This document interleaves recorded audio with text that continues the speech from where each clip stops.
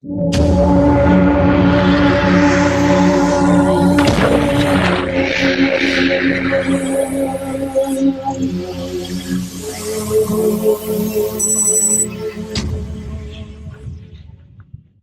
owned homes is 66%, and our rentals are 33%. So when I look at why would I want to be just in this business of selling to people who are owner-occupied? I want to be in both sides of it. So another curious information, we want to capture the whole market. So now let's look at the number of units. I talk to so many real estate investors, and there's not a right or wrong. Everybody's got their own strategies and their own philosophy for why they're doing something. For me, I love the single family homes. There's a lot of people, a lot of investors I talk to, they're like, no, it's too much headache, it's too much hassle, you've got too many roofs to replace. You know, it's nice to have a 10 unit because you've got one roof to replace. But I'm going to show you why I like to have at least a portion of what we have in here. Single family homes, the percent of the population is 60.3%. So 60.3% are single family homes. I like the majority. You know, I want to do my business where it's the majority of what's out there. So condos and townhouses. This is 5.6% or 6.4 million.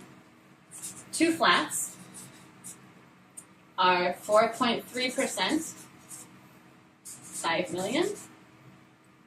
3 to 19 units, 13.4%, 15 million.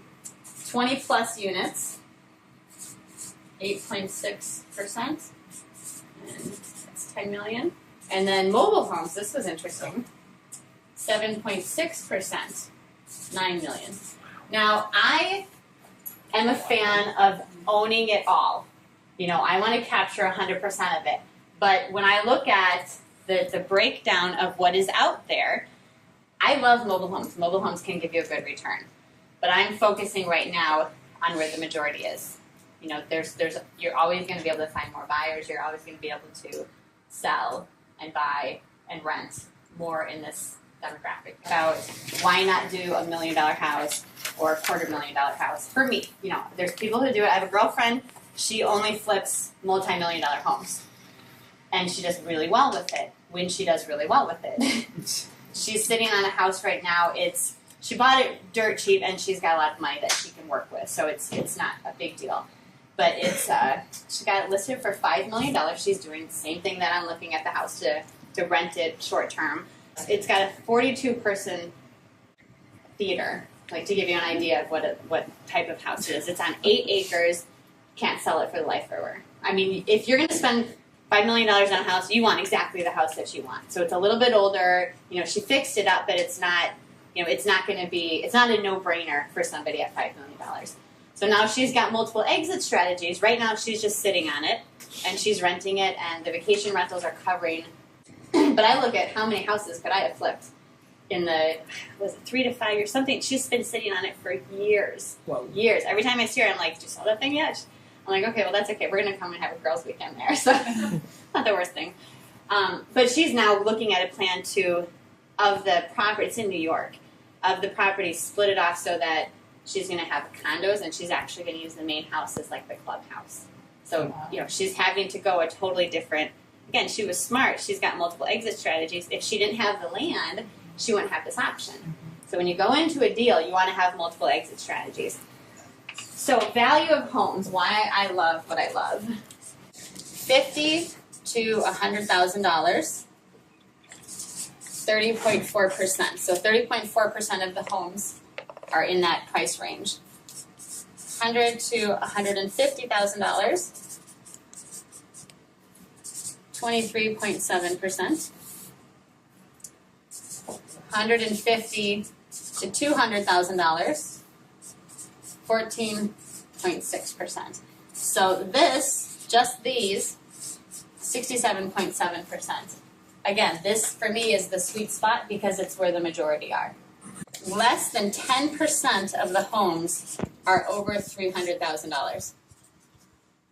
So I don't want to work in this world.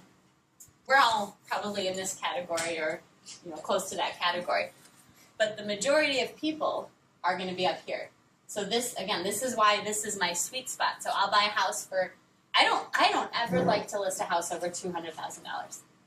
And it's not like I went and ran the numbers and did my research on the statistics. I did it through trial and error, and I found out that it's just harder to sell a lot of houses over $200,000.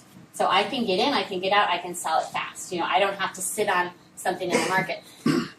I'm not saying this is the only way to do it. I don't know how many people have gotten into this business, like, hey, I'm gonna get syndication, I'm gonna get money investors, we're gonna buy $1 million house, and they lose everything, and all the people lose their money.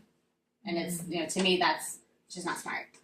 It's not smart if you can be a little bit more conservative and still have more consistent flow of money. So now let's talk about rentals. This was just like we're all such princesses here. Even you guys are. I mean, we really don't understand and appreciate sometimes, I think, how most people live and how exciting it is for somebody to buy their first $50,000 house. Or, $100,000 house is like a dream home for most people.